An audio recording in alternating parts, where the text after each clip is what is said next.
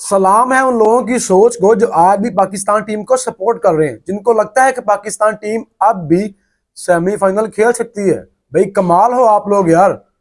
पाकिस्तान की वो टीम जिसने इस वर्ल्ड कप में अभी तक सिर्फ 2 मैच खेले हैं बड़ी टीमों के खिलाफ, और दोनों मैचों में आपके सारे रेलू कट्टे एक्सपोज हुए। आपका मैच हो नमीबिया के साथ, यूएसए के साथ, नेदरलैंड के साथ, तब तो आप अच्छा परफॉर्म कर रहे होते हैं, तब तो आप छक्के मार रहे होते हैं, चौके मार रहे होते हैं, आप आउट कर रहे होते हैं, और आउट करने के बाद अपने बड़ों को आप बता रहे होते हैं कि जी ऐसे क्रिकेट खेली जाती है। लेकिन जब सामने कोई तगड़ी टीम आती है जिनको आपके बड़ों ने लगाम डाली हुई थी, आप उनके आगे लेटे होते हैं। आपको समझ नहीं आती कि हमने करना क्या है। और वैसे भी जब तक पाकिस्तान टीम के साथ कोच माइक हैसन है, हमारा कप्तान सलमान अली आगा है, आप इनसे उम्मीद लगाना छोड़ दो कि ये सेमीफाइनल खेल सकते हैं। बल्कि मुझे तो ये यकीन नहीं है पाकिस्तान की इस टीम पर कि ये श्रीलंका को मैच भी हरा सकते हैं। वो श्रीलंका जिसको इंग्लैंड ने 95 रन पर आउट किया था, आप मुझसे लिखवा लें, उन्होंने भी हमें पेल जाना है। अगर वो हमसे हारेंगे तो अपनी गलती से हारेंगे, हम कुछ भी एक्स्ट्रा करने वाले नहीं है। यार आपके पास दुनिया का वर्ल्ड बेस्ट स्पिनर बैठा हुआ है अब्रार, जो वर्ल्ड वाइड नंबर 2 स्पिनर है, और आप उसको खिला ही नहीं रहे क्योंकि आपके कोच को लगता है कि अब्रार से अच्छा स्पिनर मोहम्मद नवाज है। मेरे ख्याल में पाकिस्तान टीम से पहले हमारे कोच का इलाज होना चाहिए। इसको कोई मेंटली टीका शिका लगवाओ, इसकी अकल ठिकाने आए। नवाज और अब्रार में कोई फर्क ही नहीं दिख रहा यार। इसको नवाज को खिला रहा है, अब्रार को ड्रॉप कर रहा है। और नवाज, मैं हमेशा बात करता हूं कि बड़े मैच का प्लेयर नहीं है। जितने भी आईसीसी इवेंट खेले हैं, नवाज ने हमेशा लेट डाउन करवाया है। आप इसको रखे पाकिस्तान टीम के साथ, बायलैटरल सीरीज खेलनी हो, वो भी यूएसए के साथ, नमीबिया के साथ, नेपाल के साथ, नेदरलैंड के साथ, अफगानिस्तान के साथ, यूएई के साथ, ये टीमें ना हमें सूट करती हैं। हमारा लेवल ही इतना है कि हम इन टीमों से आगे क्रिकेट नहीं खेल सकते, क्योंकि ये टीमें हमसे भी गंदी क्रिकेट खेलती हैं और हम जीत जाते हैं। जब हमारा मुकाबला इंडिया के साथ था, तब भी हमारी सारी टीम लेटी हुई थी, तब भी किसी के बल्ला नहीं चला, तब भी किसी की गेंद नहीं चली, और फील्डिंग भी हमने मिस की थी। और रात में जब हमारा मुकाबला इंग्लैंड के साथ था, हमने एग्जैक्टली वैसा ही किया। अगलों ने आकर हमारे बॉलर्स के धागे खोल दिए। अगर इस मैच में अबरार खेल रहा होता तो मैं देखता कि हैरी ब्रुक कैसे उसको एक एक ओवर में 17-17 रन ठोकता है। मोहम्मद नवाज ने एक ओवर में 17 रन खाए, मतलब 3 ओवर के रन वो एक ओवर में खाकर साइड पे हो गया था। और अगर आपको लग रहा है कि उसने 2 खिलाड़ी आउट किए, तो तब तक मैच खत्म हो गया था। तब तो आपने उसका कोटा पूरा करना था, क्योंकि आपके पास और ऑप्शन नहीं थी। शाहीन के ओवर पूरे हो गए थे, नवाज के अलावा आपके पास कोई ऑप्शन नहीं थी, क्योंकि शादाब खान साहब तो पहले ही 3 ओवर में 33 रन खाकर अपनी इज्जत का कचरा निकाल कर साइड पे हो चुके थे।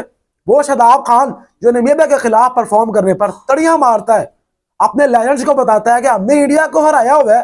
भाई साहब, आपसे इंग्लैंड तो हराई नहीं, ना आपसे 2022 में हराएगी, ना आपसे 2026 में हराएगी। वो आते हैं, हमें पेलते हैं, हमें मारते हैं, हमें कुटते हैं और चले जाते हैं। एक हैरी ब्रुक आपसे पकड़ा नहीं गया, और कसूर आपकी कप्तानी का है। ये गंदे प्लेयर्स तो हैं, लेकिन खिला कौन रहा है? आपका कोच खिला रहा है ना, आपका कप्तान खिला रहा है ना। इनको बेंच पर करो ना भाई साहब, क्यों खिला रहे हो? जवाब दे आप हैं। अगर कोई प्लेयर 2024 के T20 वर्ल्ड कप में फ्लॉप था, और अगर आज भी पाकिस्तान टीम का हिस्सा है, तो उस प्लेयर से ज्यादा आपकी मैनेजमेंट कसूरवार है, जो उसको बार बार पिक कर रही है। बहुत से लोग आज तनकीद कर रहे हैं बाबर आजम पर भी, और मैं खुद करता हूं कि बाबर की पाकिस्तान टीम में जगह नहीं बनती। लेकिन अगर बाबर 24 बॉल नंबर 25 ना बनाता, तो शायद आपकी टीम 150 भी ना करती। और वैसे भी उसकी गेम यही है। हमने कितनी तनकीद करनी है बाबर आजम पर भाई साहब? उसकी गेम ही यही है, वो इससे ज्यादा नहीं कर सकता, उसकी इससे ज्यादा औकात नहीं है। कितनी ज्यादा तनकीद करनी है आपने उसके ऊपर?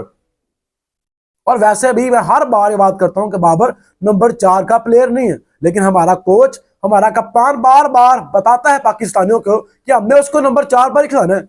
बाबर ने जो आज 2 चौके लगाए हैं, वो पावर प्ले में लगाए हैं। उसके बाद उसके बल्ले से एक भी बाउंड्री नहीं आई। बड़ी टीमें प्लान करके आती हैं। बाबर आजम मिड ऑन पर चौका मारता है, वहां पर उन्होंने फील्डर तैनात किया था। बाबर ने पूरी कोशिश की है, लेकिन अगलों ने लगने नहीं दी।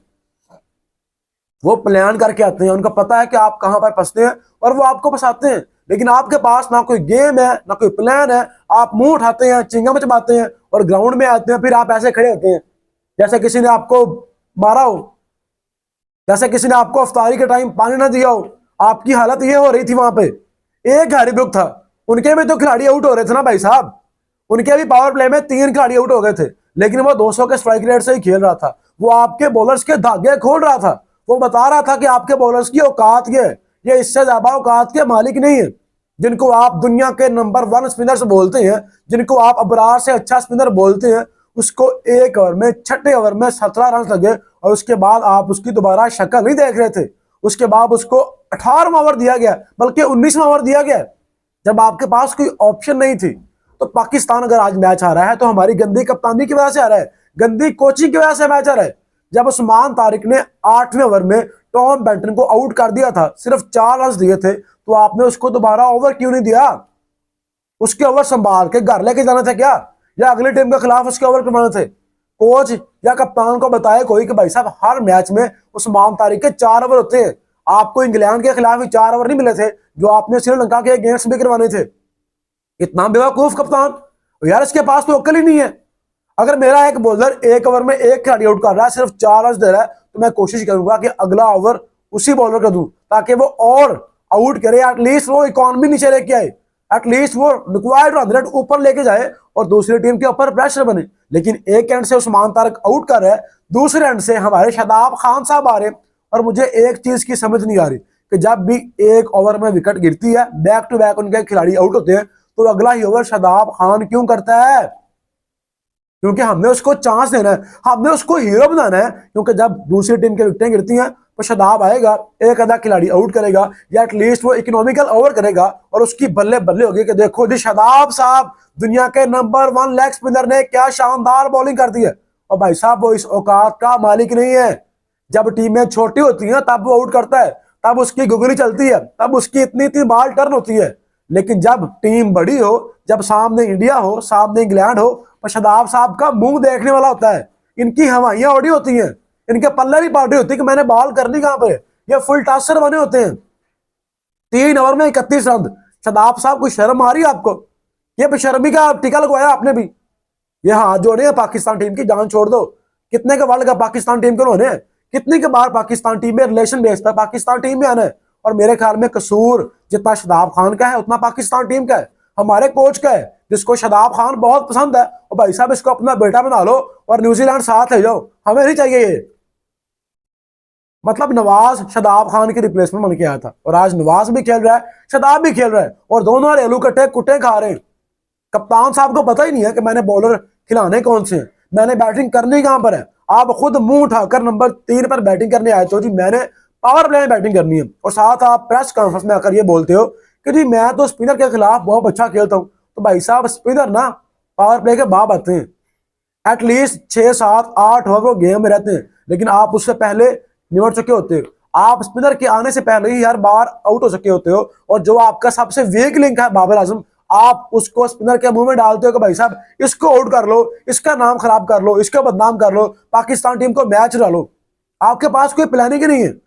आपके पास स्पिनर का कोई सबसे अच्छा प्लेयर है तो वो उस्मान खान है, लेकिन आप उसको भेजते ही तब हो जब स्पिनर्स अपने कोटे पूरे कर चुके होते हैं।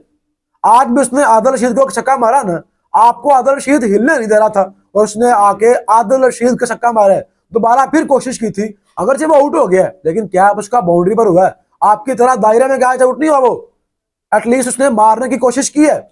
लेकिन आपको तो अपनी पर हुआ है, आपको अपने नंबर्स ठीक करने, आपको बाबर की जगह बैटिंग कर रही है तो करो ना यार, करके भी तो दिखाओ ना। टीम का बेड़ा गर्क कर दिया है।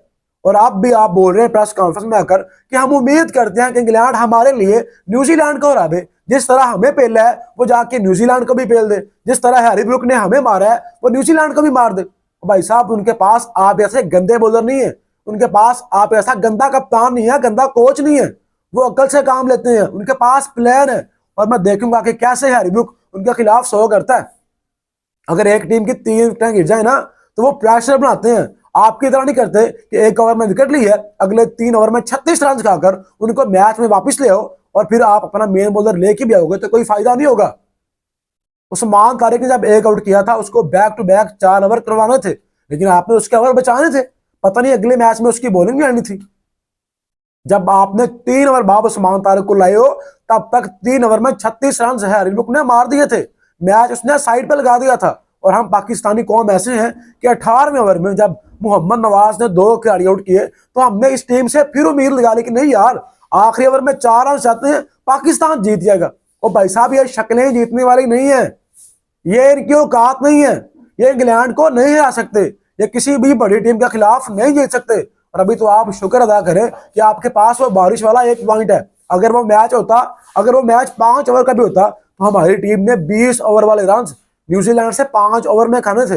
इन्होंने 150 खाना था न्यूजीलैंड से, और हमने वो मैच हारना था, और इतने बुरे तरीके से हारना था कि आज हमारी नेट रन रेट शायद दुनिया की सबसे बुरी होती।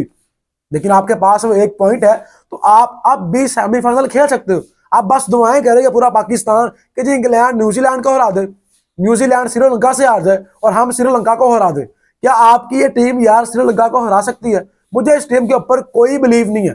जब तक आपकी प्लेइंग 11 ठीक नहीं होगी, वैसे अब तो फायदा भी नहीं है। अब तो आप ऑलमोस्ट सेमीफाइनल से बाहर हो चुके हैं। हाँ, सेमीफाइनल में क्वालिफाई करने का एक आसान रास्ता है, आप लाहौर एयरपोर्ट का नाम सेमीफाइनल रख दो, पाकिस्तान टीम बहुत जल्द सेमीफाइनल में पहुंच जाएगी। अदरवाइज इनका कोई चांस नहीं है। जब तक आपका कप्तान सलमान अली आगा है, जब तक आपका कोच माइक हैसन है, जब तक ये टीम में रेलू कटे खिला रहे हैं, ये प्रॉपर फेलियर्स को जो पिछले 4-4, 5-5 वर्ल्ड कप में फेल हुए, जिन्होंने एक भी बार अपने बल्ले से परफॉर्म नहीं किया, ना बैट के साथ ना बॉल के साथ, टोटल फेलियर है। जब तक ये उनको बैक करते रहेंगे, पाकिस्तान टीम हारती रहेगी। और इस मैनेजमेंट के साथ पाकिस्तान टीम सुपर 8 भी खेलना डिजर्व नहीं करती थी। आप तो सेमीफाइनल की बात कर रहे हो। आपको पाकिस्तान फैंस, आपसे सवाल है कि आपको लगता है कि पाकिस्तान की यह टीम श्रीलंका को मैच हरा देगी? वो श्रीलंका जिसने ऑस्ट्रेलिया को इसी विकेट पर 183 रन मार दिए थे, पथुम निशंका ने 100 मार दिया था, उनके बैटर्स 40-42 बॉलों पर 100 कर रहे हैं।